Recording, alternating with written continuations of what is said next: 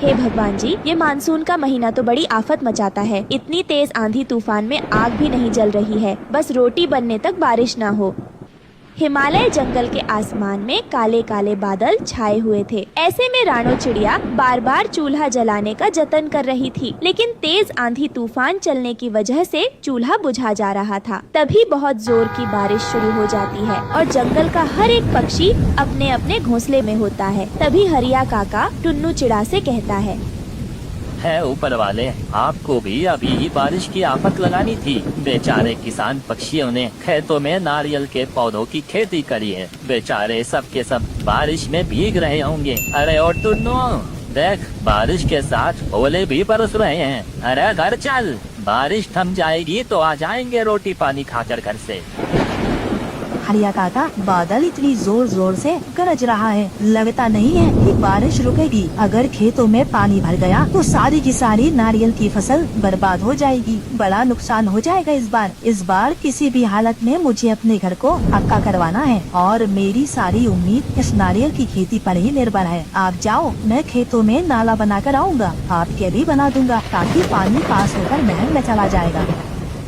जिस प्रकार सुनहार के लिए उसका सोने का व्यापार होता है, उसी तरह गरीब किसान के लिए उसकी मिट्टी, खेत और फसल होती है। टुन्नू चिड़ा बारिश में भीगता कांपता हुआ अपने खेत में नाला बनाता है। बन गया नाला, अब घर चलता हूँ। रानो चिंता कर रही होगी। तभी बहुत से पक्षी बारिश में भीगे हुए नारियल के पेड़ों पर आकर बैठ जाते हैं, जिससे एक नारियल टपक कर नीचे गिरता है, जिसे लेकर टुन्नू चिढ़ा घर आ जाता है, जहां बारिश का पानी रोकने के लिए रानो और उसकी बेटी गुड़िया बर्तन ली खड़ी थी। अरे ये क्या, रानो पूरा घर तो जगह जगह से टपक रहा है।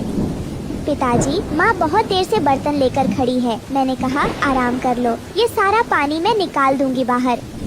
उसकी ये बात सुनकर टुन्नू चिड़ा मायूस हो गया। मेरी सयानी सी बिटिया, रुक जाओ, मैं छत पर ये बड़ी वाली पन्नी डाल देता हूँ, फिर छत नहीं टपकेगी। लेकिन संभलकर जी छत एकदम कच्ची हो गई है। थोड़ी देर में बारिश का पानी ठहर जाता है। तभी नारियल को देखकर गुड़िया उसे खाने की जिद करती है। पापा, आप ये नारियल मेरे लिए लाए हैं ना? मुझको भूख लगी है, मैं खा लूँ।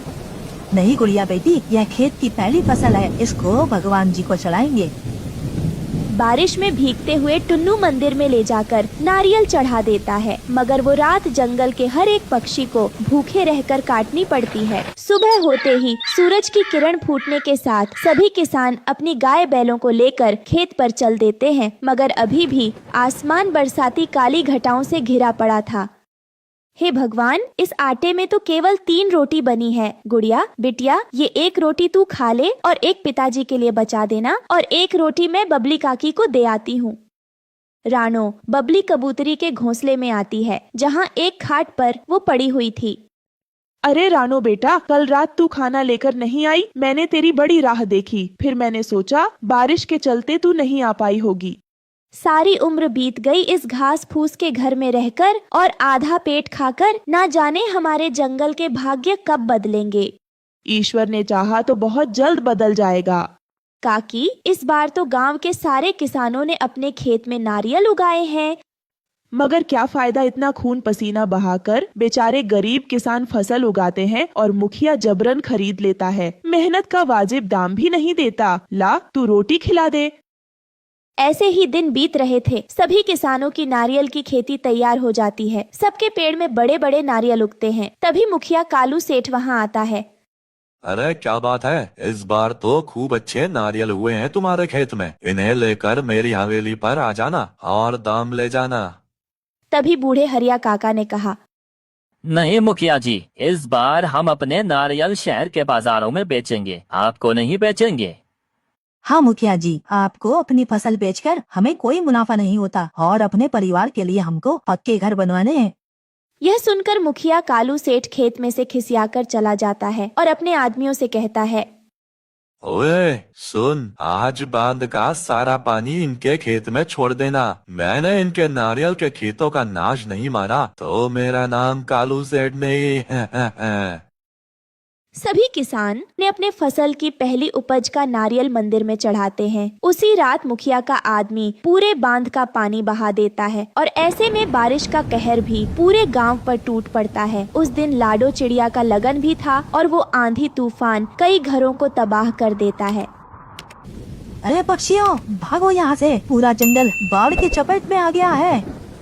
फिर सब जगह अफरा तफरी मच जाती है। सब पक्षी अपने घरों से उड़ते हुए मंदिर में इकट्ठा हो जाते हैं। सब कुछ तबाह हो चुका था। सब सामान बारिश में बह रहे थे। कई दिन बगैर खाए पिए बीत जाते हैं, लेकिन बारिश बंद नहीं होती।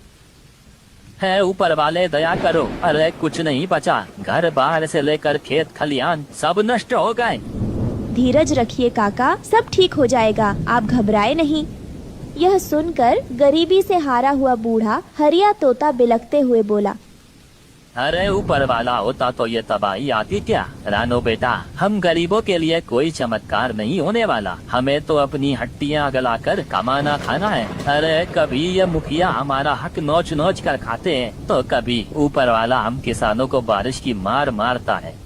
कई दिनों तक बारिश के कहर में भूखे रहने की वजह से सबके चेहरे एकदम मुरझा से गए थे। तभी भूख से तड़पती हुए गुड़िया ने कहा, पिताजी, मुझे बहुत जोरों की भूख लगी है, खाना चाहिए, पेट में दर्द हो रहा है, 3 दिन से कुछ नहीं खाया। बिटिया सब्र कर, क्योंकि अभी अन्न का एक दाना भी नहीं बचा हमारे पास। पूरा गांव तबाह हो चुका है। धीरे धीरे करके सबकी आशा टूट रही थी। कई दिन इसी तरह बीत जाते हैं, मानो भगवान हिमालय के जंगल में रहने वाले पक्षियों की परीक्षा ले रहे थे। सब हाथ जोड़े आंसू बहा बहा कर बारिश के थमने की विनती कर रहे थे। तभी 1 सप्ताह के बाद बारिश थमने लगती है और पानी का भाव कम होने लगता है। लेकिन पूरा का पूरा जंगल तहस नहस हो चुका था। सब हिम्मत हार जाते हैं। अरे सब मिट्टी हो गया। देखो पक्षियों, हमारे घर ढह गए। एक एक सामान जोड़ा था, वो भी नहीं बचा है। ऊपर वाले, क्यों हम गरीबों पर बारिश करके हमारी परीक्षा ले रहे हो? अब बस करो, कोई चमत्कार कर दो। तभी रानो चिड़िया को नारियल देखकर उससे घर बनाने का उपाय आता है। टुन्नू जी, वो देखिए नारियल, क्यों ना हम उन नारियल से अपना घर बनाएं। इससे हम सब पक्षी इस बारिश से जरूर बच पाएंगे। भगवान ने हमें रास्ता दिखा दिया है। लेकिन रानो, भला नारियल का घर कैसे बना सकते हैं? वो तो टिकेगा ही नहीं। काश टुन्नू जी, कोई चमत्कार हो जाए जहाँ हम गरीब पक्षी चैन सुकून से रह पाते। दुख के मन से जैसे ही पक्षियों ने यह कहा, तभी सभी नारियल के पेड़ जैसे सूरज की सुनहरी किरणों जैसे चमक उठे और देखते ही देखते वहाँ पर बड़े बड़े नारियल के घर बन गए। अरे ये क्या, ये तो नारियल के घर है, वो भी कितने मजबूत हैं। कहीं मैं कोई सपना तो नहीं देख रही। तभी उस जादुई नारियल के घर में से आवाज आती है, आज से ये जादुई नारियल का घर तुम सब का है। यह तुम्हारे परिश्रम का फल है। आप सब अब आराम से इस नारियल के घर में रह सकते हो। तुम पक्षी इस नारियल घर से जो कुछ भी मांगोगे वो तुम्हें ये घर सब देगा। अरे वाह, ये नारियल का घर तो कितना सुंदर है। इसकी दीवारें तो हमारी कच्ची घास फूस वाले घर से कितनी मजबूत है।